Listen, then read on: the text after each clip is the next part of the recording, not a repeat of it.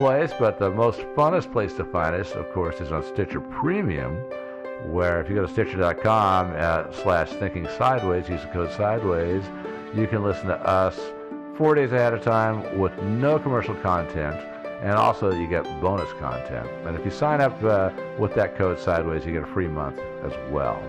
So definitely consider Stitcher Premium. All the cool kids are doing it. Where else? Of course, we are on Twitter, where we are Thinking Sideways, our subreddit, Thinking Sideways, our email, merchandise. I think that's about it.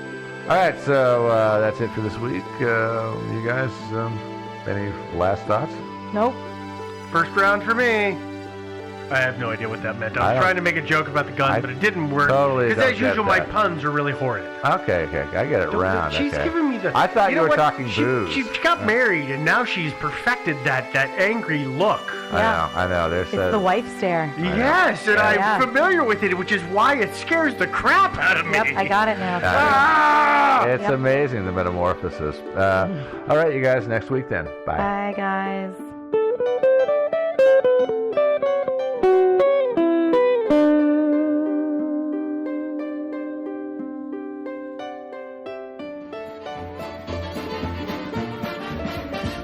Thinking Sideways. I don't understand. Does not compute. You never know. Insufficient data to formulate a reply. What? Stories of things we simply don't know the answer to. Hey, everybody, and welcome back to the podcast.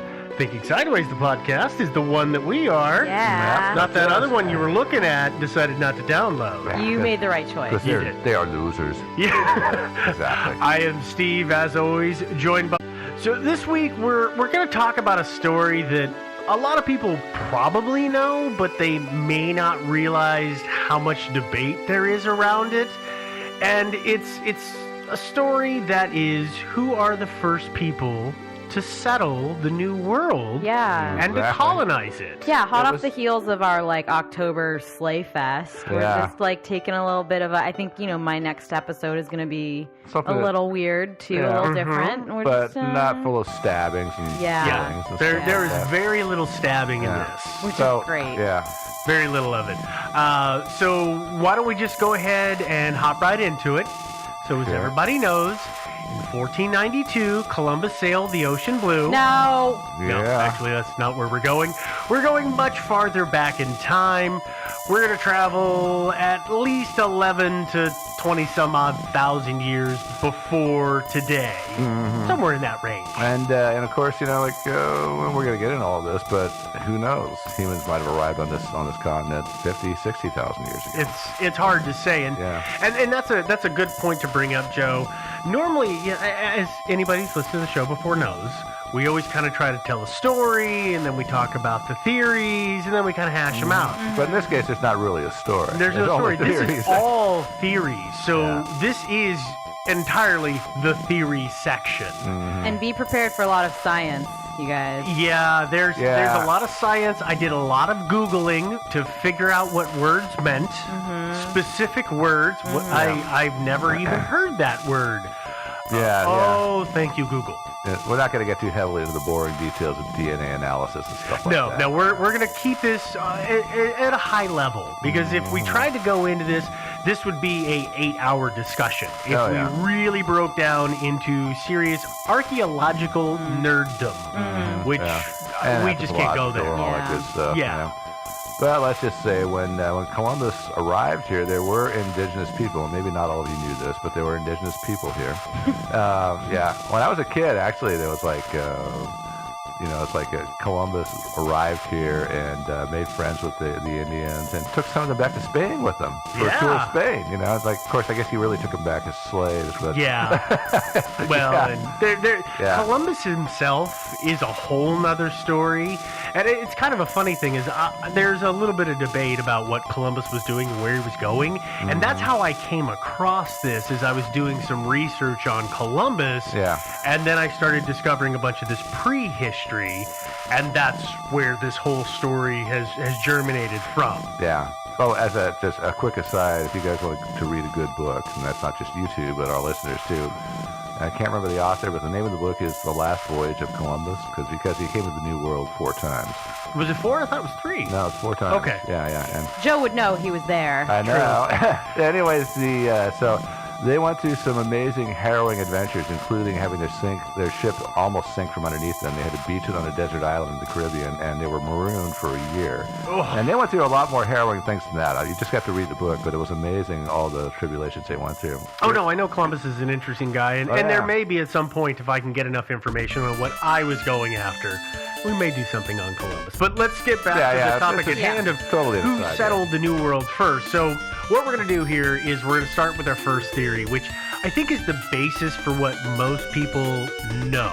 Okay. And it is the Beringia, I believe is how you say it, Beringia theory, because it's from the Bering Strait. Yeah, so Bering they put an IA on the end, so I assume it's Beringia. Yeah, Beringia was like, I guess, the area that includes the land bridge plus parts of Alaska and then Northeast Asia. Yeah, something like that. You're a little ahead, but that's fine. Yeah. Sorry. What Joe's getting at is that sometime during the last ice age, which this is an approximate number, about 17,000 years ago, the ice sheets across the planet had swollen and advanced and sucked up all the seawater, so of course the sea levels dropped, and the first people were able to go from the European continent on where it is now modern-day Russia, or the old USSR, travel a spit of land to the continental U.S. via Alaska.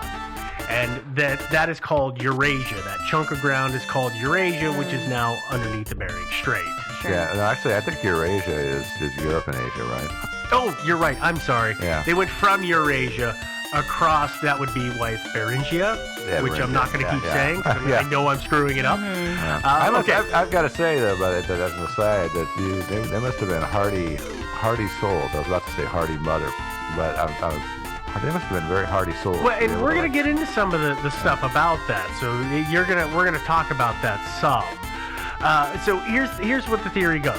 And this is probably the one that we've all learned in school. Oh yeah. Is that it was nomadic hunters who were chasing game herds that were in Siberia, and they chased it across that land bridge and got into Alaska, and then eventually they spread south through Canada and then into what is now the United States, and then eventually would make their way into South America. But they made their way through a gap in the glaciers that ran through, I want to say it's through Alberta, but I might be wrong. I might have that wrong, but there was basically a giant split between the two icebergs, and there was dry land. That was probably what we call the Rocky Mountains. It might have been. I'm not positive, but that allows plant life to grow, which then attracts the animals, which then of course the humans would follow, and then that would dump them out into the plains of the central United States. So this is where they're supposed to go. So this is also called, and this is the easier name, the land bridge theory. Yeah. Which I think is what I'm going to use. The idea first came into existence in 1590, and it's from a Jesuit scholar, and his name is Jose de Acosta. And he postulated that this is how people would have made it to what they had deemed the New World. And now scientific research has gone on, and they figure that these big game hunters would have crossed the Bering Strait sometime between 12, somewhere in that range, is when they would have done it. Yeah, or they could have done it at some time in the more distant past too. Apparently, crossing it, there was a couple of different windows in which to cross. I mean it swells and sets, and that's and it some could of have the been theories. 20,000 years ago. Some of the theories farther on, but let's keep running with the most common one first. This is the one, and actually, the large scale migration of humans into North America coincides with what? The mass extinction of like the woolly mammoth and the saber-tooth tiger. Which is why I think the big massive immigration probably did take place at about that time. Well, and there is evidence to that, but there's also some climate things that were going on. suddenly the iceberg are starting to melt, the global temperature is coming up. Mastodons, who are big, hairy creatures, are in warmer environments. They're not going to live as long.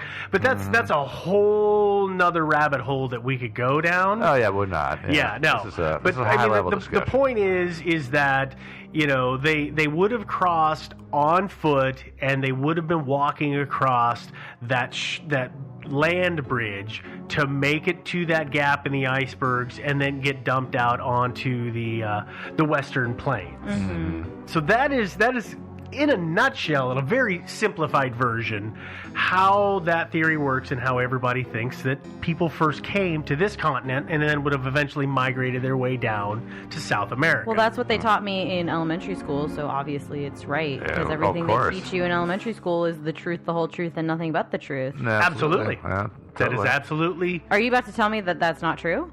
Possibly. Possibly true. Thing is, nobody knows. I mean, ancient man was a wily persistent creature. It was a wily persistent creature. I suspect that North and South America were being bombarded by humans like for 50,000 years in the past. Who knows? Could be. Yeah. Well, let's move on from the land bridge, and this next one, which is the Clovis culture, dovetails into that. Yeah, it doesn't exclude the land bridge. No. But this is so here's what the Clovis culture is. Let's just kind of start there.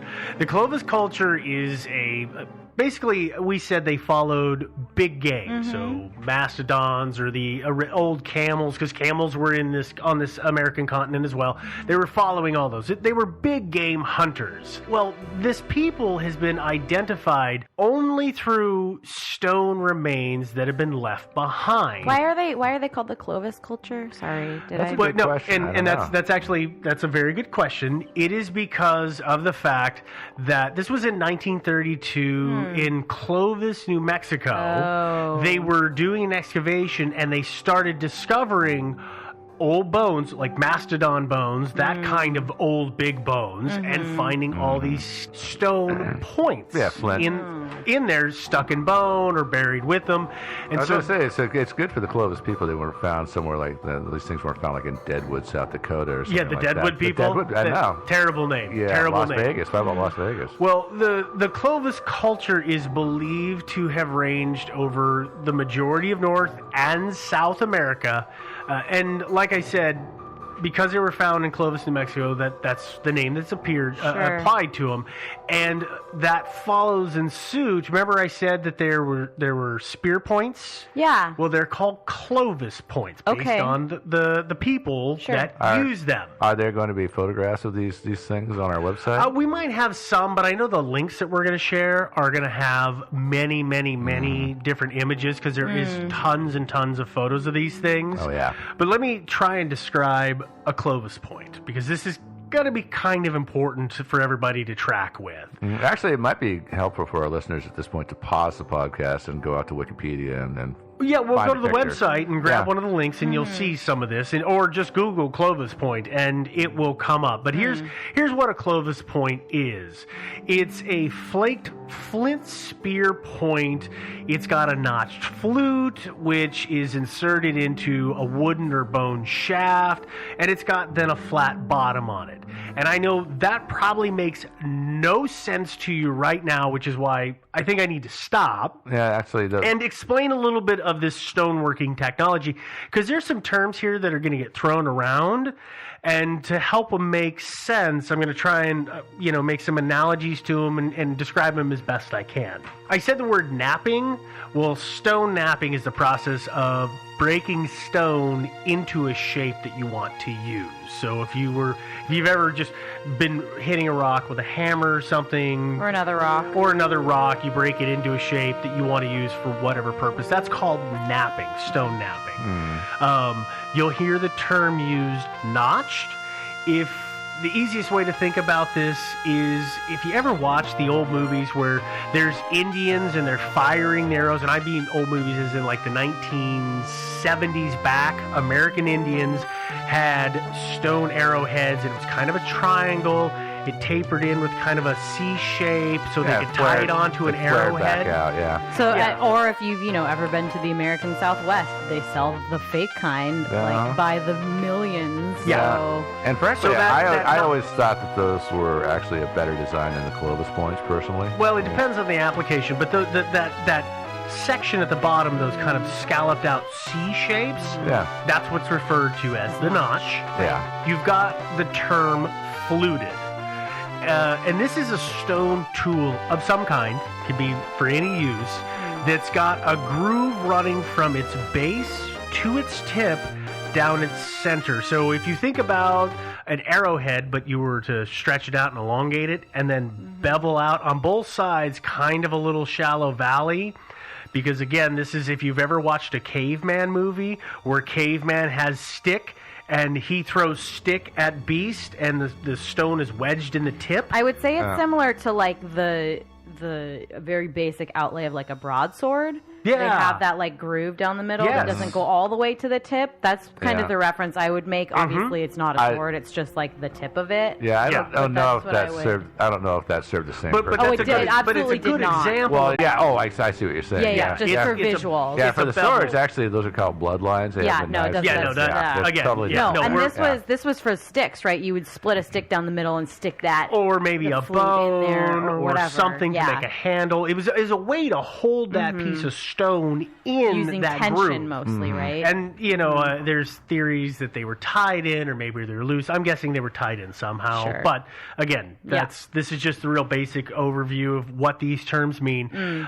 Flaking is another term that you're going to hear, and that is to describe the actual breaking of the stone very specifically, and usually with a pressure. So if you took a piece, you've seen obsidian, how that breaks? Yeah. If you were to take that obsidian and put it against something else that's hard and intentionally put pressure just to pull a thin sheet off of it, so you're slowly working it down into it. That's what the flakes are, right? Or flaking. The pieces that are left over are called flakes. That's flaking. And then the last one that you'll see in some of this, and you may hear, is called biface. And this one took me a while to figure out. We've all seen pocket knives that flip open. Yeah. That's got a single sharp face to it. An edge. A biface has two sharp edges. So more like what you'd see, say, a butterfly knife. Yeah. Or a dagger. Or a dagger. Yeah, something like that. Yeah. That's going to be a sword. That's what biface means. It's got a sharp cutting edge on both sides. So that's some of the terminology. Now, the Clovis people, as we said, they are believed to have ranged all over, and they're believed to be the first culture in this country. And dating their remnants has only been possible when those points are found with bone of some kind.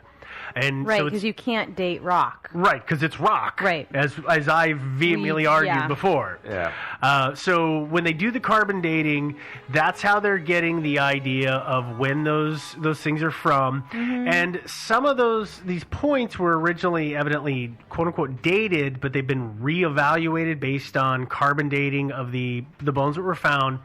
And that carbon dating is saying that they are somewhere between 11,050 years to 10,800 years before the present. So BP, before present, or BPE is now the new term, before present era. Or CE. BC, BC. That's BCE. BCE. Thank you. No, so this is BC or BP? This is BP, before present. Yeah, so that would actually put them, if they're that age, that would put them here after because my understanding is that the mass migration over the Bering Bridge took place at about 11,500 BC. Well, see, this is what makes this so a little bit convoluted, is that there are multiple dating systems being used. And I have done my best to try and clean some of these up and reconcile them, but some people use BC, the BCE, the radiocarbon date BP. So it gets a little difficult. Some just say years old. Yeah. So I've kind of tried to suss some of that out, and in what we're reading here today, the three of us, it's not always clear because I couldn't ever get a clear answer. Well, on and it, let's but also keep in mind that these are artifacts that were found in like New Mexico, which right? So it would it's take not a while. like it was like the first contact. Yeah, You know? I would imagine it took hundreds of years to meander down. But yeah, I far. mean, so it's a little iffy. That's one of the things, right, about this whole story is like there's just so many different little bits. It's just it's unknown until a little later on in the episode when we solve the mystery. There's a lot of theories out there. Yeah, well, and let's move forward. So we talked some about the Clovis people. Now let's talk about some of the evidence that supports that maybe they were the first. In 2014, and bear with me because there's a bunch of